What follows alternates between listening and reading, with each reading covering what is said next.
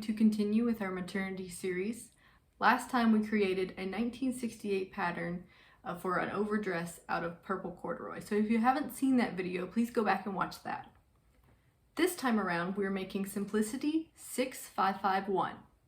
It's from 1966, so we're going back in time a little bit further. And it is a set of dress, top, pants, and shorts. And we're going to work on the dress. This pattern is different from the first pattern that we did in the sense that it doesn't have all of its bulk at once. You can increase the size of the dress with these pleats. You can see it here, there's ties at the sides and the waist. And as your belly grows, you can let them out so that it has more of a slim look earlier on. The fabric that we're going to be using is a modern fabric, and I actually bought it new, so I know where it's from. We're going to be using this nice blue floral pattern from Ruby Star Society. It's their sugar maple line, and I got it from a local fabric shop, which was really nice to be able to do. It'll make a really nice summer dress, so I'm very excited about that. You can probably see back here, I've actually already cut out all of the pieces. I am missing the armhole facing. I didn't realize that until I started to cut it out. So I think what we're going to do is we're going to do just a bias tape made out of the fabric for the armholes. So once we get there, I'll explain that process more because I've actually never made fabric bias tape out of fabric before. But otherwise, all the other pieces have cut, and now we're going to start with sewing it together. So let's get started. I also forgot to mention that you'll notice that my cabinet's gone. That's because we bought a rocking chair for the nursery. So you will slowly see this room start to change from a craft room to a nursery throughout these videos, which is really fun.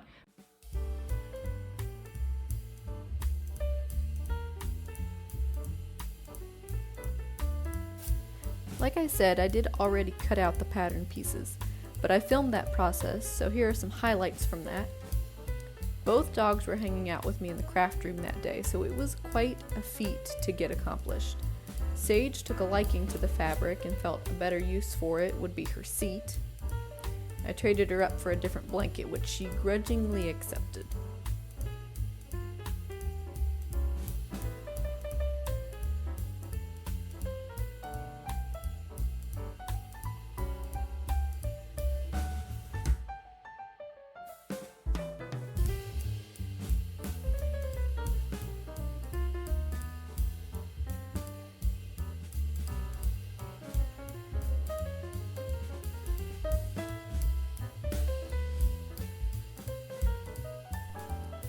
Then, when I had most of the pieces laid out, Poppy got spooked. Once everyone was settled, I got everything cut out without further issues.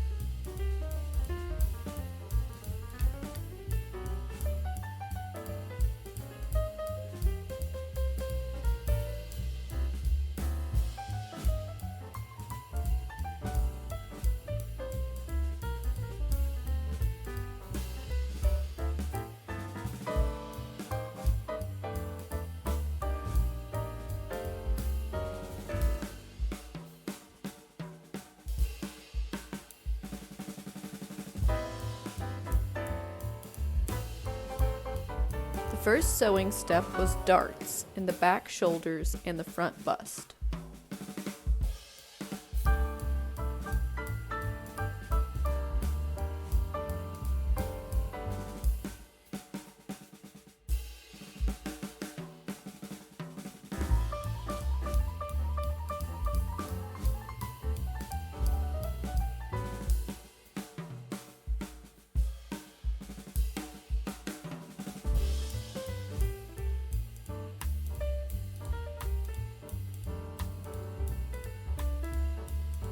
Then I finished the edges of the neck facing so that I could install the zipper.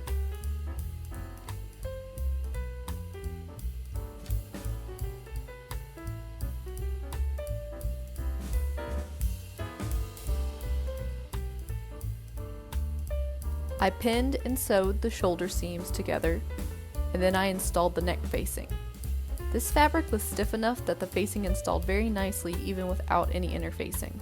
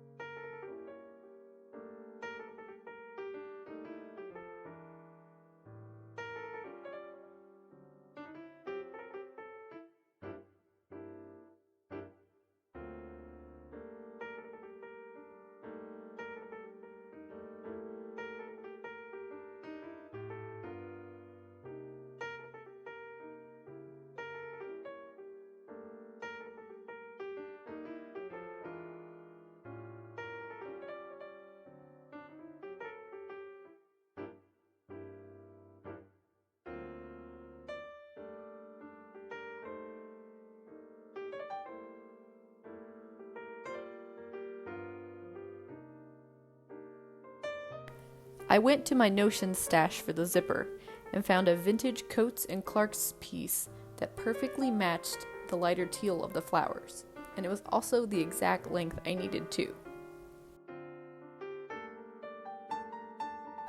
I used the same method for the zipper install as the previous video, which includes basting the seam shut, sewing in the zipper, and then ripping out the basting. I got a little impatient with this zipper, so it's not a perfect install, but with how busy the fabric is, it's not very noticeable.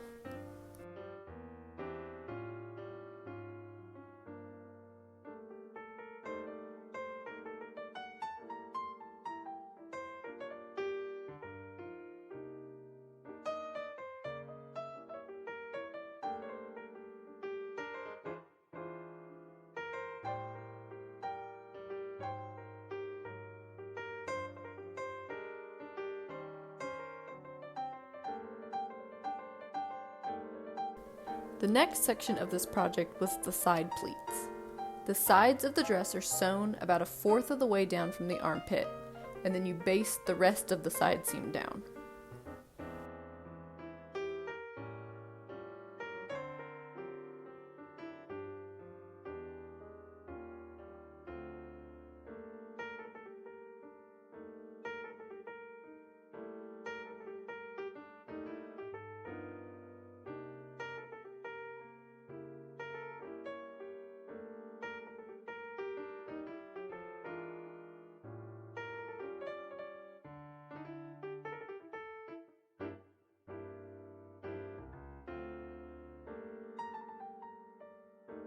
The basting seam gets then pressed open and the pleat panel is sewn in on the back and front sides of the dress.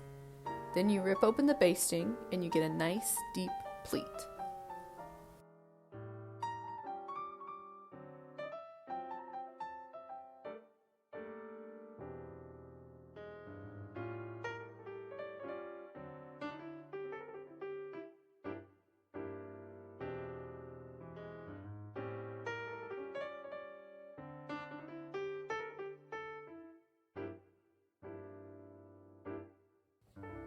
Okay, so we have all of our side seams sewn up and we're all in one piece. The pleating went really easily. I always enjoy doing a pleat. The next step is to do the armhole facings, and like I said, the pattern piece was missing for the armhole facings, which is fine because vintage armhole facings are kind of flappy anyway. So I made some bias tape out of the fabric. I didn't film this, but I will leave a link in the description of the video that I used in order to make this. I've never made bias tape before, so I'm very proud of how this turned out. So we're going to do bias tape binding for the arms. I think it's going to be fine with doing an overtop or top stitching it down because it's such a dark fabric. I don't think it'll show very much. And then after the armhole facings, we just have the hem and the ties to do. The ties are interesting because the way the pattern has it, they just want you to tack them down right at where the seam is. So like right here.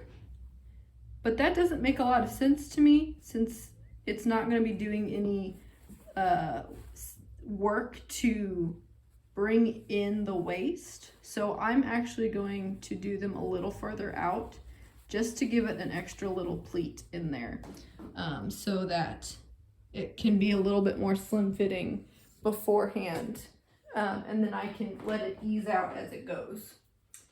So let's do the armhole facing and the ties, and then I'll be back.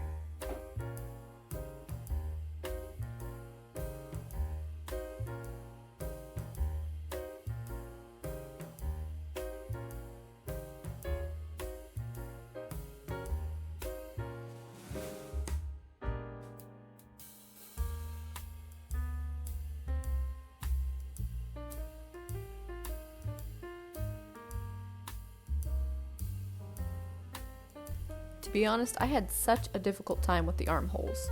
The initial sewing on of the bias tape went fine, and I really took my time doing it so that there wouldn't be any puckers and gathers.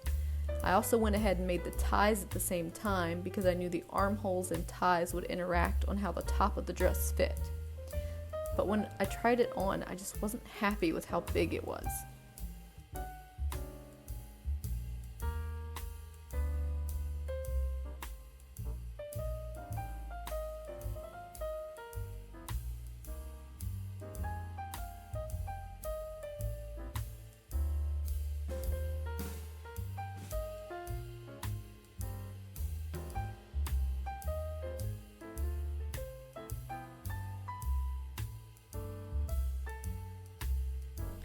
So I ripped out the armhole binding so I could make the armholes smaller.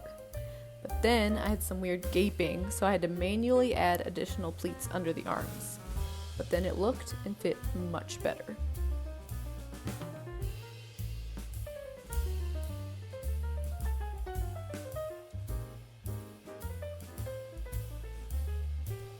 We were then finally at the hem.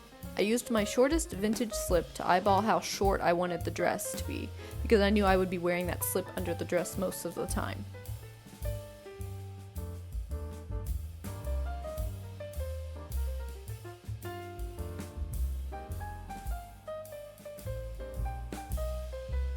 After ironing down the raw edge, I finished off the dress with an invisible hem. I always enjoy slowing down to do a hem at the end of a project and savoring how much work and time went into the piece as a whole with this last little bit of handmadeness.